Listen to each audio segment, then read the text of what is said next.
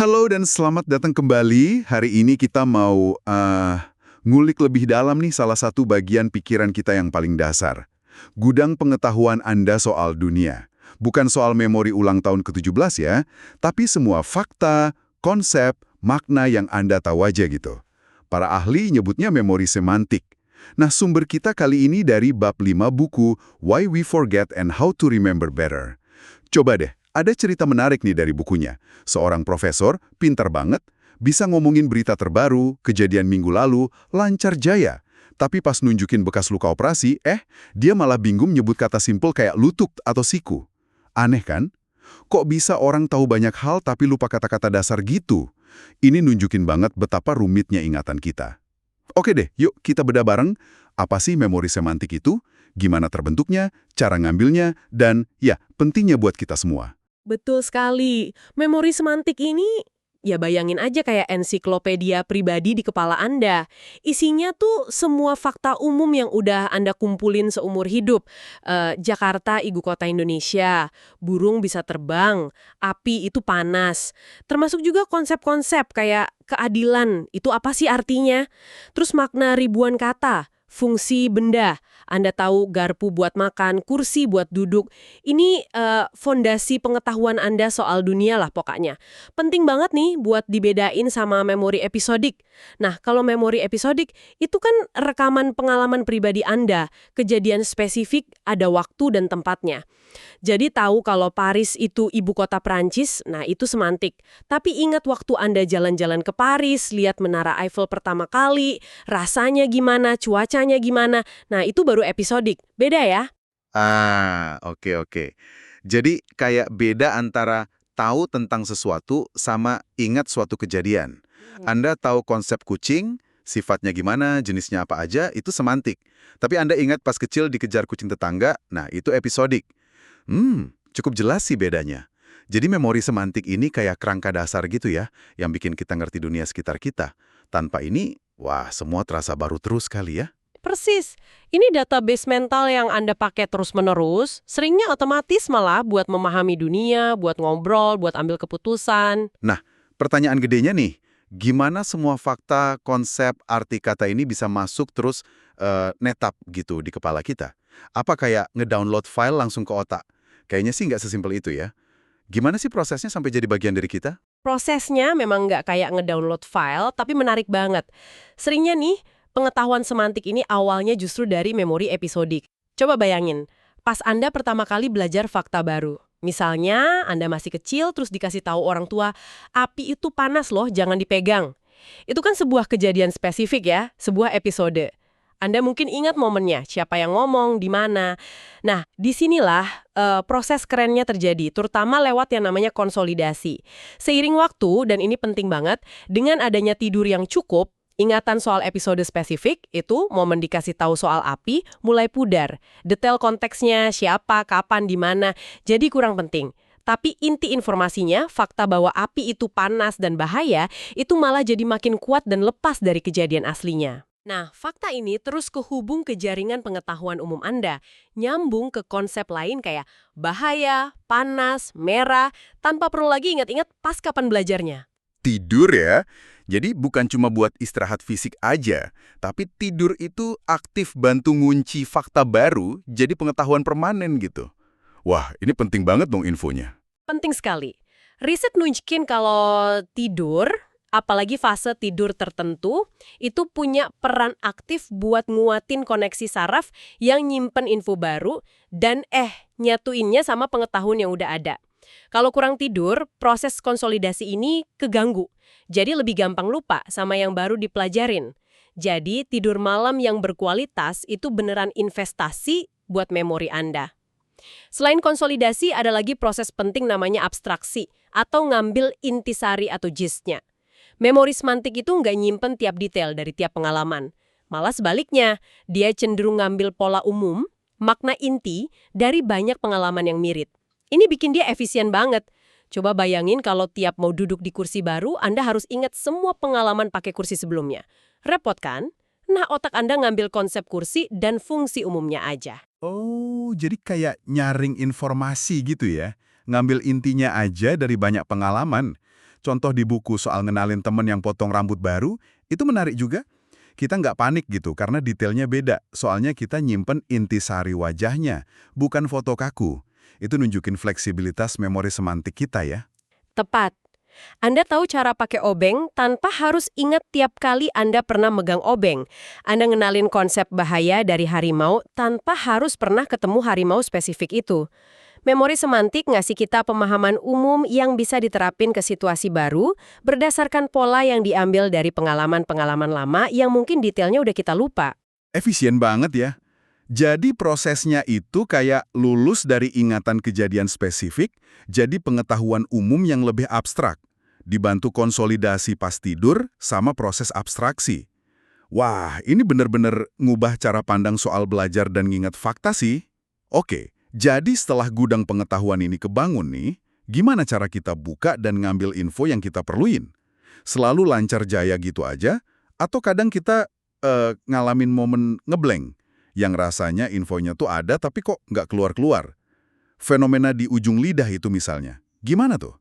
Otomatis, cepet banget. Anda lihat gambar buah apel, langsung tahu itu apel. Nggak perlu mikir keras. Ini biasanya buat info yang udah familiar banget dan sering diakses. Tapi, ya itu tadi, kadang kita perlu usaha lebih. Fenomena di ujung lidah atau tip of the tongue itu contoh klasiknya. Anda yakin banget tahu kata atau nama itu. Kayaknya udah mau keluar dari mulut, tapi kok nggak bisa pas dibutuhin. Ini nunjukin infonya sih ada di memori, tapi aksesnya lagi macet aja sementara. Nah, itu rasanya frustrasi banget. Terus, apa sih yang terjadi di otak pas kita lagi di ujung lidah atau beneran lupa sesuatu yang kita yakin kita tahu? Pas pengambilan otomatisnya gagal, nah bagian otak kita yang tugasnya kayak manajer perhatian sama pemecahan masalah ini perlu turun tangan. Bagian ini nyambung ke memori kerja atau working memory, sering disebutnya central executive. Fungsinya yang ngarahin pencarian di gudang memori Anda. Strategi yang sering berhasil nih, kayak yang disaranin di buku juga, itu coba aktifin info lain yang nyambung atau ciri-ciri lain dari konsep yang lagi dicari. Misalnya, Anda lupa nama aktor. Jangan cuma fokus ke namanya yang hilang. Coba pikirin, dia main film apa aja ya? Lawan mainnya siapa? Penampilannya gimana? Perannya jadi apa? Tinggal di mana dia? Nah, dengan ngeaktifin detail-detail terkait ini, kemungkinan salah satu jalur koneksi di jaringan memori Anda bakal nyala dan micu ingatan nama yang dicari itu jadi lebih gede. Jadi kayak mancing gitu ya. Lempar banyak umpan ke kolam memori, berharap ada satu yang nyangkut ke ikan yang kita cari. Wah, ini tips praktis banget.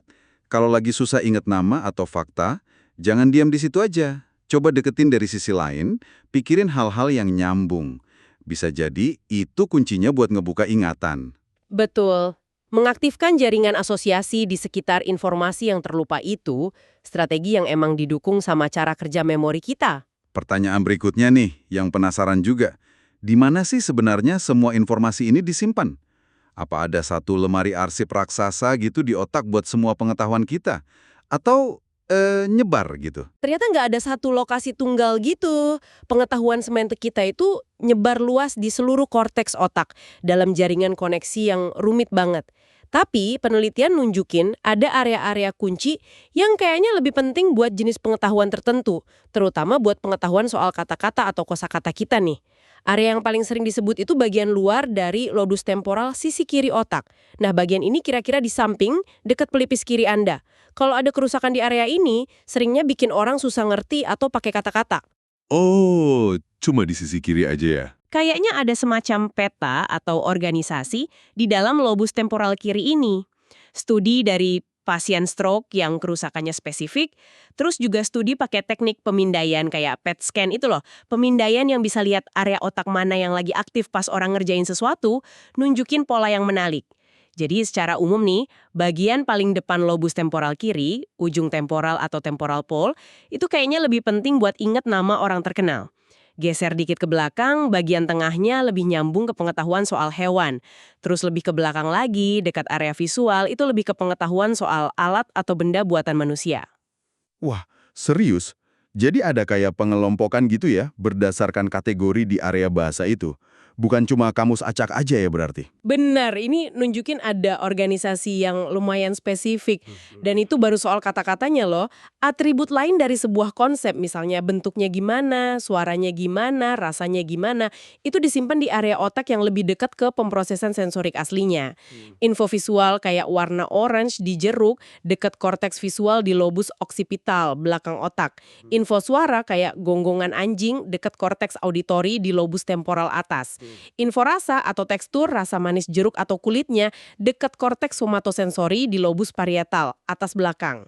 Nah, semua area ini nyambung satu sama lain, ngebentuk jaringan representasi yang kaya buat tiap konsep. Jadi, konsep jeruk itu bukan cuma satu titik di otak ya, tapi kayak jaringan yang nyambungin area kata jeruk, area visual, warna orange, bulat, area rasa manis, asem, area tekstur kulitnya, mungkin juga area fungsi buat dimakan vitamin C. Wah, kayak jaring laba-laba gitu ya. Kompleks tapi efisien banget organisasinya. Persis, ini bikin kita bisa ngakses berbagai aspek dari satu konsep, tergantung lagi butuh yang mana saat itu. Kalau gitu, balik lagi nih ke cerita awal soal profesor yang lupa kata lutut sama siku. Dengan pemahaman soal area otak ini, kira-kira apa ya yang terjadi sama beliau? Kasus profesor itu kemungkinan besar ya manifestasi dari kondisi neurodegeneratif yang nyerangnya spesifik ke pusat memori semantik di otak, terutama di lobus temporal bagian depan. Kondisi ini namanya afasia progresif primer varian semantik atau semantic variant primary progressive aphasia. Dampak utamanya yaitu pemahaman arti kata dan pengetahuan soal objek hilang, mulainya dari yang jarang dipakai terus ke kata-kata dasar kayak lutut. Jadi kayak kamus mental mereka mulai hilang gitu. Oh, jadi bukan cuma lupa katanya, tapi artinya juga mulai kabur gitu ya. Pantesan dia masih bisa ngobrolin berita yang mungkin lebih ngandalin memori episodik baru sama fungsi eksekutif, tapi malah bingung sama kata benda dasar. Betul. Di tahap awal, memori episodik, ingatan kejadian sehari-hari, sama aspek kognitif lain mungkin masih oke. Jadi kelihatannya membingungkan, kayak kasus profesor itu. Ada juga kondisi yang lebih parah, namanya demensia semantik. Kerusakannya lebih luas. Nah, kalau ini, orang nggak cuma lupa kata, tapi juga lupa pemahaman dasar soal objek atau konsep itu sendiri. Mungkin jadi nggak tahu lagi garpu buat apa, atau nggak ngenalin gambar hewan yang umum banget. Seolah-olah pengetahuan dasar soal dunia itu mulai kehapus. Duh, ngeri juga ya ngebayanginnya. Kehilangan fondasi pengetahuan yang kita bangun seumur hidup. Iya, kondisi ini nunjukin betapa pentingnya area lobus temporal ini buat memori semantik kita. Selain penyakit degeneratif, stroke yang kena area kritis di lobus temporal luar ini juga bisa bikin gangguan mirip dalam mengakses atau memahami pengetahuan semantik. Ini benar-benar nunjukin betapa krusialnya sistem memori semantik ini ya. Kita sering anggap remeh kemampuan kita tahu nama benda, ngerti obrolan, tahu fakta dasar, padahal ada sistem otak yang rumit dan rentan juga yang kerja di belakangnya. Tepat sekali. Dan ada satu kaitan penting lagi nih yang disebut sekilas di materi kita yang mungkin dibahas lebih lanjut, hubungan antara memori semantik dan skema. Semua pengetahuan umum yang disimpan di memori semantik kita ini soal tempat, orang, kejadian, cara melakukan sesuatu, itu ngebentuk rangka mental atau struktur pengetahuan yang terorganisir. Nah, itu disebut skema. Skema, kayak template gitu ya, atau kerangka kerja mental. Bisa dibilang gitu, misalnya Anda punya skema soal restoran. Biasanya ada meja, kursi, pelayan, menu, proses pesen, makan, terus bayar. Skema ini kan kebentuk dari kumpulan pengetahuan semantik Anda soal restoran dari banyak pengalaman. Nah, skema ini terus ngaruh banget ke cara Anda ngertiin dan nginget pengalaman baru di restoran. Itu memori episodik. Anda cenderung merhatiin hal yang cocok atau nggak cocok sama skema Anda. Dan skema ini bantu Anda ngisi bolong-bolong di ingatan Anda. Oh, jadi apa yang kita tahu secara umum, semantik, itu secara aktif ngebentuk gimana kita menafsirkan dan bahkan merekam apa yang kita alami? Episodik? Wah, ini nunjukin interaksi yang dinamis banget ya antara sistem memori kita, bukan kotak-kotak terpisah gitu aja ya? Benar, ada hubungan dua arah yang terus-menerus antara pengetahuan umum kita dan pengalaman spesifik kita. Oke deh, coba kita rangkum yuk poin-poin penting dari obrolan kita soal memori semantik ini. Pertama, ini ensiklopedia mental Anda, isinya fakta, konsep, arti kata, beda sama ingatan pengalaman pribadi atau memori episodik.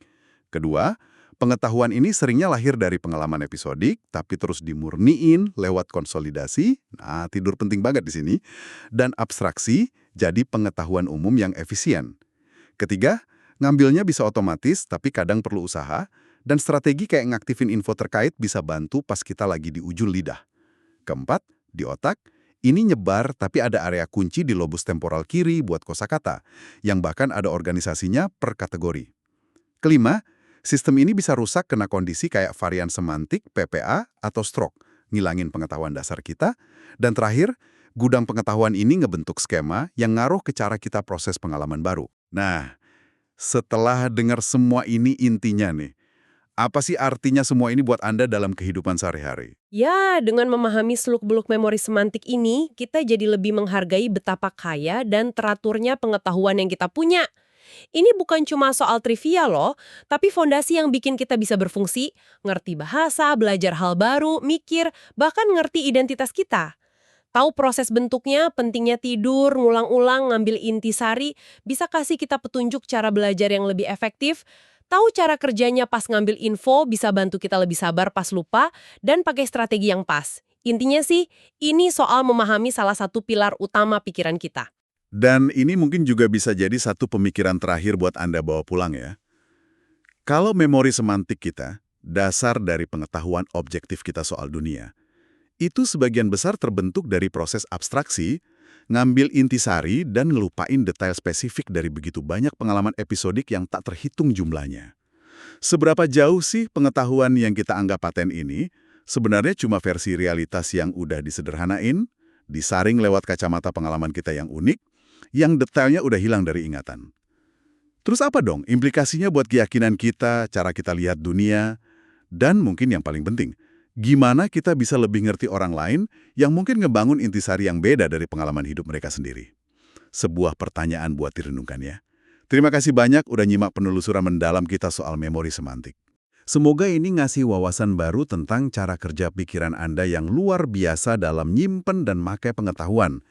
Jangan berhenti bertanya dan teruslah menjelajahi kerumitan pikiran Anda. Sampai jumpa di kesempatan berikutnya.